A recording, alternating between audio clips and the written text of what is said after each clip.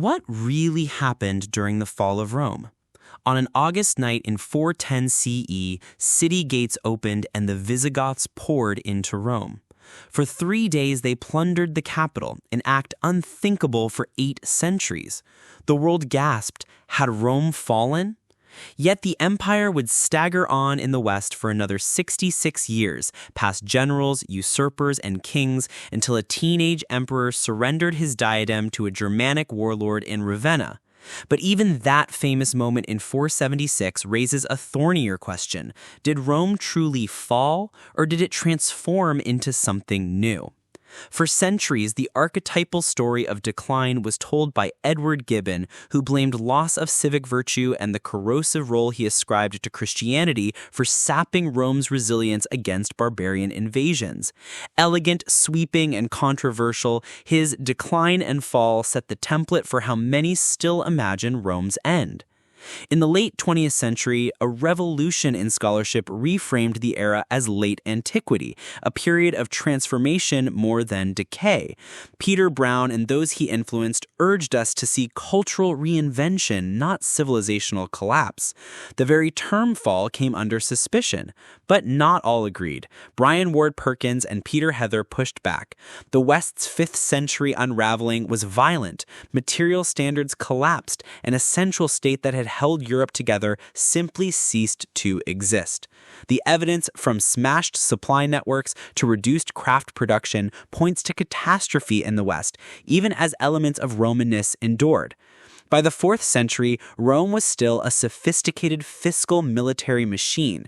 The Notitia Dignitatum, a late Roman org chart, lists hundreds of civilian and military offices, from frontier limitanae to mobile comitanans and elite palatini.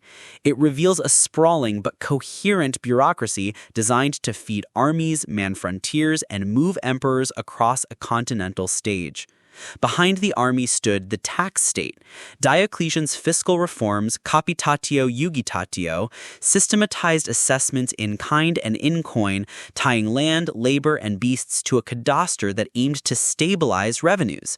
In practice, the system could be harsh and rigid, yet it kept grain, pay, and supplies flowing, especially in the richer East. In the 370s, a tremor on the steppe sent shockwaves into the empire, the arrival of the Huns. Their pressure drove Gothic groups to seek refuge across the Danube in 376. Tensions, mismanagement, and extortion spiraled into war, culminating in the catastrophe at Adrianople in 378, where a Roman field army was annihilated and Emperor Valens killed. Ammianus Marcellinus, soldier, eyewitness, and our last great Latin historian, captures the empire's vulnerabilities with frightening immediacy. Historians now see the Huns as accelerants. They reshaped frontier geopolitics, forged larger barbarian coalitions, and set in motion migrations that the imperial state struggled to control. This was not yet the fall, but the strategic balance had shifted. Alaric's Visigoths besieged Rome repeatedly before the gates opened on August 24th, 410 CE. The looting lasted 3 days. It was traumatic, but selective. Churches were generally spared, and the city structures largely endured. Still, the psychological shock was immense. Augustine began City of God in its aftermath, wrestling with the meaning of Rome's vulnerability in a Christian empire. For contemporaries across the Mediterranean, the unthinkable had happened. Rome, the eternal city, could be violated. In modern terms, it was the first unmistakable sign that Western imperial power could no longer guarantee order at the center.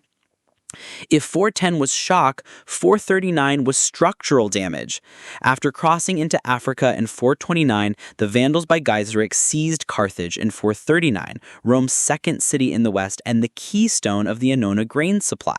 The capture handed the Vandals a navy and the Western Empire a strategic crisis. Bread for Rome, tax flows, and maritime security were all compromised. For centuries, Italy had depended on African grain, and with it, the political theater of the urban grain dole that knit plebs to state. After 439, imperial legitimacy withered further as supply lines faltered and Vandal seaborne raids stung Italy, Sicily, and beyond. Even a massive joint expedition in 468 failed to retake Africa, a disaster the West could neither afford nor reverse. By the mid-5th century, Western emperors often held less real power than their generals. Magistri militum, like Stilicho and Aetius, balanced Roman, federated, and personal armies in a precarious dance.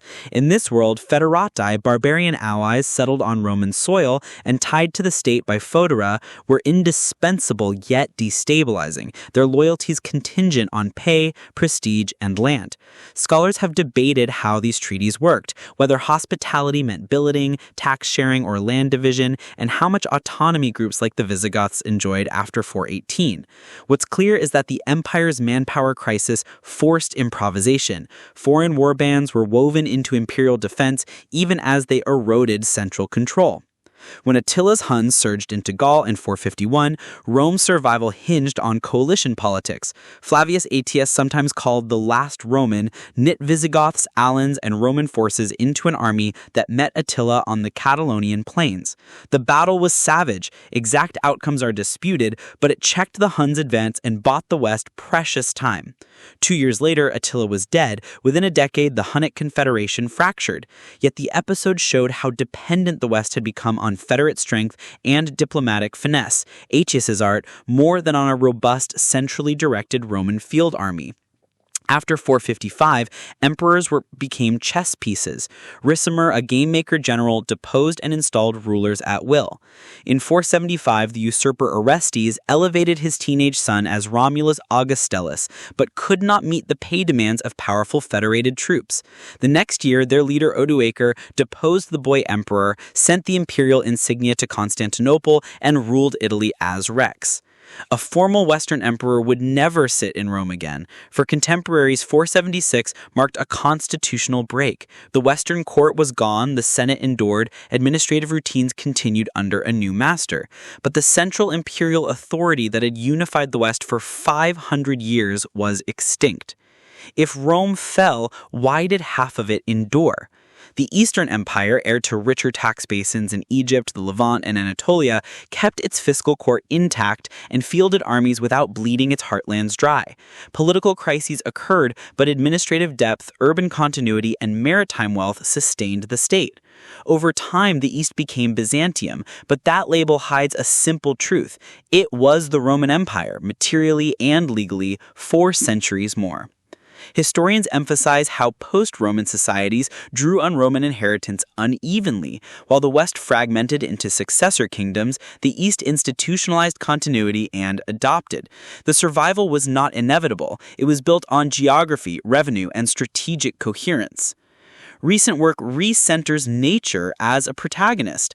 Paleoclimate and pathogen genomics argue that Rome's fate entwined with climate variability and pandemic disease.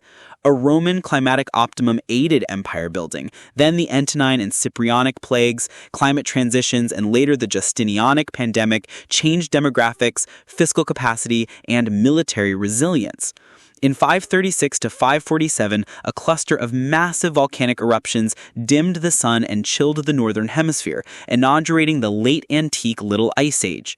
The cooling likely depressed harvests and amplified disease dynamics, part of the background to 6th century upheavals across the Mediterranean and Eurasia.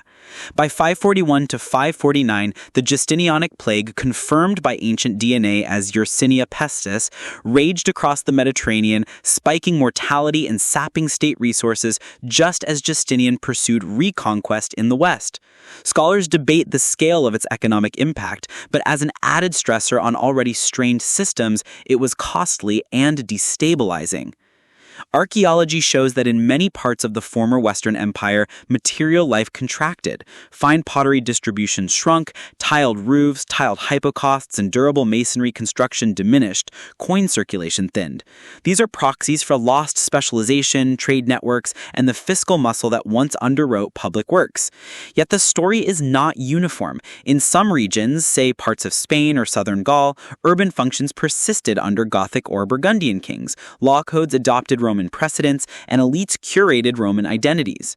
The fall was a mosaic of local outcomes: economic simplification in some zones, continuity and hybrid vigor in others.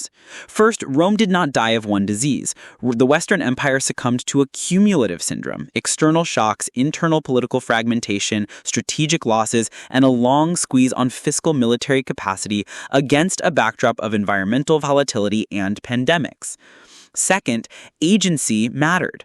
Decisions to execute Stilicho, to underpay federated armies, to mishandle Danubian refugees, to split resources across competing courts, these decisions had cascading consequences.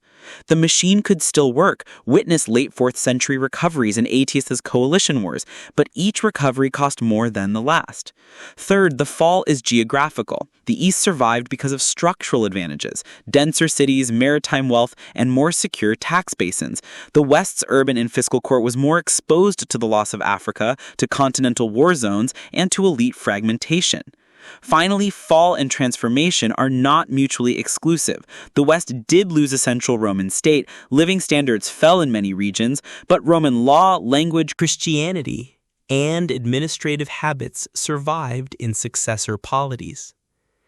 Depending on where you stood, in Ravenna's chancery, a Gallic villa, or a British farmstead, the 5th and 6th centuries felt like collapse, adaptation, or both. Stand on the Palatine at dusk and look west. The empire is gone, but its roads still run, its words still speak, and its laws still reason. Rome did not die in a night, nor did it live unbroken. It fractured, migrated, and took on new names. To ask what really happened is to accept multiple truths. A state fell, a civilization transformed, a world became many worlds, and then, slowly, became ours.